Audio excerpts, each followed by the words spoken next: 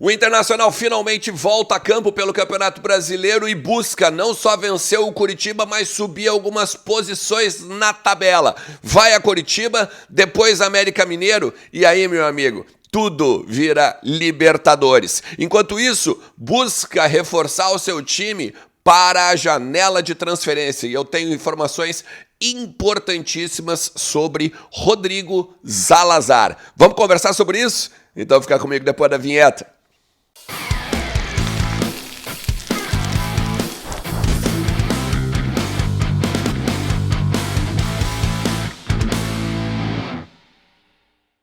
Fala Colorado, como é que vocês estão? Tudo beleza? Bora falar do Internacional, atualizar as informações aí do nosso clube e também entender um pouquinho do futuro do que está acontecendo lá nos corredores do Beira-Rio, nos gabinetes, né, do melhor e maior estádio do mundo, né, que é o gigante da Beira-Rio. Fica comigo até o final do vídeo, tem coisas muito legais pra gente conversar aqui. Deixa teu like também, te inscreve no canal, ativa a notificação e também entra lá em KTO, vem fazer parte dessa grande comunidade lá na KTO.com e usa o cupom Ernest, porque daí tu ganha 20% de free bet no teu primeiro depósito. Tu pode usar essa free bet aí, por exemplo, do teu primeiro depósito hoje, apostando no Internacional, né? Eu botei uma combinadinha lá no Vozes do Gigante ontem, tá?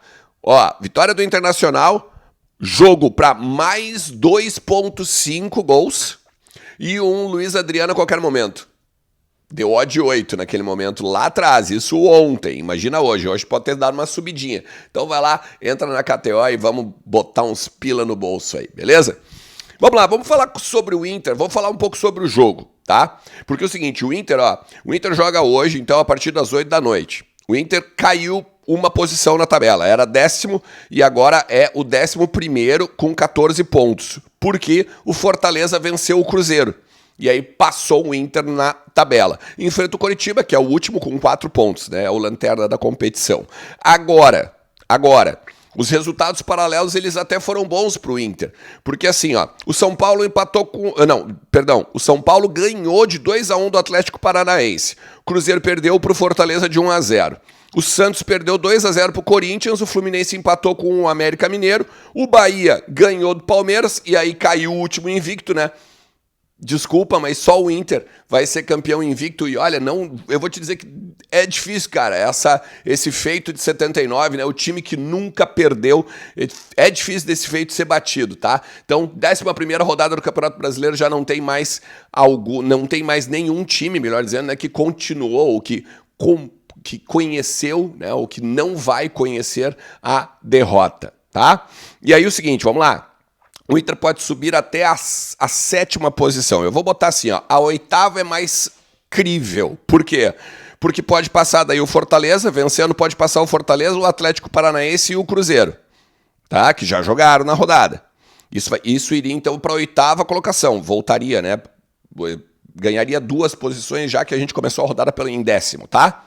Só que, se o Grêmio perder para o América Mineiro e o Internacional fizer 2 gols de diferença, iria para 7º, tá? Então, só pra gente pegar essa estatística, essa matemática aí, vale a pena os 3 pontos. Depois a gente vê o que acontece em termos de tabela, beleza? Beleza. O grande negócio é o seguinte, o Internacional tem uma tendência importante de o Johnny voltar pro time e o Gabriel Mercado também fazer a parte da zaga, mas não está descartado, de repente, um Nico Hernandes continuar do lado do Vitão e o Rômulo e o Campanharo só abrindo o meio campo. Tem uma informação, e até trazida pelo pessoal da Revista Colorada, que o Mano poderia ir com 3 volantes, com o Campanharo, com o Rômulo e com o Johnny, botando o Wanderson no banco e apostando numa linha, num tripé do meio campo, né? E depois mais 3 atacantes, o Pedro Henrique, o Alan Patrick e o Luiz Adriano. Então ficaria o John, Bustos, Vitão, e aí aqui Mercado ou Nico Hernandes e o René. Daí o Rômulo, Campanharo, Johnny, o Alan Patrick, Pedro Henrique e o Luiz Adriano. Me parece até que talvez já meio que seja um esboço de 2 atacantes, tá? Eu vou esperar, obviamente, o Inter entrar em campo, mas me parece que a gente vai jogar com o Johnny um pouquinho mais avançado, Aí daqui a pouco até o Pedro Henrique um pouco mais próximo do Luiz Adriano, já pensando na chegada do Ener Valencia. Mas vamos esperar, né, a disposição em campo. Mas a tendência seria esses 11 aí iniciais ou não fugir muito dessa galera que a gente acabou de falar aqui no conteúdo, beleza? Tem uma outra questão aqui, ó. O Arangues, ontem eu botei que eram 3 desfalques só, né? Tem 4, na verdade, né? Porque eu esqueci que o Gabriel tá completamente também liberado pelo departamento médico, já trabalha normalmente com o grupo e aí pode ser relacionado, né, para os jogos contra pelo Mano Menezes, no caso, né? Então ficaria o Arangues, o Gabriel, o Depena e o Maurício como desfalques aí agora, e podem daqui a pouco aparecer lá na semana que vem contra o Independente Medellín, né? Porque estão aqui trabalhando em Porto Alegre com a galera que ficou, tá? Até aí, beleza. Tem uma informação de saída e uma informação de chegadas. Eu vou dar de saída rapidinho porque a gente pode até dar uma tranquilizada nesse sentido, tá? O jornalista, ele é um jornalista internacional reconhecidíssimo, tá? Reconhecidíssimo, tem mais de 200 mil pessoas que seguem ele no Twitter e tal, é o Ekrem Konur, tá? Ele deu a informação ontem de que clubes da Arábia Saudita têm interesse no Wanderson, jogador de 28 anos, né, que está no Internacional, tá? Recém-comprado pelo Inter junto ao Krasnodar por 4,5 milhões de euros, tá? Até aí, bom, beleza. É óbvio que o Inter, se vendê-lo, não vai vender pelos mesmos 4,5, né? Fez um investimento, vai querer mais grana e tal, tá? Mas o que me contaram é que o Inter não tem nenhuma intenção de vender o jogador.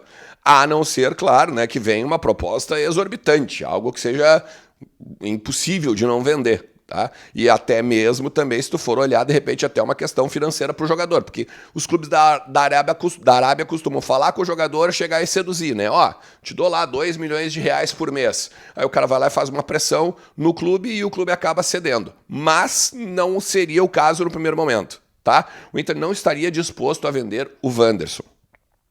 Essa é a informação de dentro do Beira-Rio no momento. Até se a gente pegar e olhar assim, mas por que ele iria para a Arábia? Olha, o futebol árabe tá bombando nesse momento, né? Os caras estão indo tirar cara de pá da Europa, né? Levaram o Benzema, estão levando... Tinha até o papo de levar o Messi também, né? O próprio Al Hilal, tá? Então tem muito... O Al-Shabaab, por exemplo, estava de olho no Yuri Alberto também, do Corinthians, a gente falou sobre isso esses dias, então é outra coisa, é um outro futebol, os caras estão dispostos a botar bilhões, tá? Agora nessa janela para subir um pouco do futebol aí lá do mundo árabe, beleza?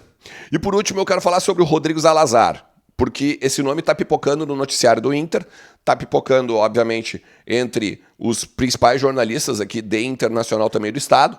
Wagner Martins tem essa informação, o pessoal da Revista Colorada já trouxe também algumas informações. Pô, o Lucas Colar, eu não vou nem dizer, é meu parceiro do Vozes do Gigante, e eu descobri algumas questões, tá? Por que esse valor do Rodrigo Zalazar, ele é tão baixo? Se é um cara tão bom assim, isso e aquilo, tá? Vamos lá. Primeiro de tudo, eu até sei, até me contaram mais ou menos como é que o Inter tenta fazer um molde para trazer esse cara pro Beira-Rio. Eu vou contar, se vazar, eu conto mais detalhes, tá? Nesse momento, como eu sei que é um cara que tem, vamos dizer assim, um mercado, tem muita gente atrás dele, eu vou me manter em segredo, em silêncio nesse aspecto, tá? De como o Inter vai tentar botar o cara. Mas o Inter já sabe, por exemplo, tá? Que não tem empréstimo. Tem que comprar ao menos uma parte do jogador. Não tem esse negócio assim de, me empresta aqui por um valor xzinho, um pequeno, né? E aí depois, se ele estourar aqui, a gente vende e todo mundo ganha dinheiro. Pelo menos é o que me disseram. Empréstimo é quase impossível, tá? Só que tem uma questão. Vamos lá. O jogador, ele tem 23 anos, tá? Ele tem um contrato com o Schalke 04 até 2026, final de 2026, dezembro. Ele chegou lá na Alemanha em 2021. Como uma promessa, ele tinha 20 anos e tal, era um guri ainda que poderia ser alguma coisa, ok? Ele foi comprado pelo Schalke 04 por 1,5 milhão de euros. Até aí, beleza.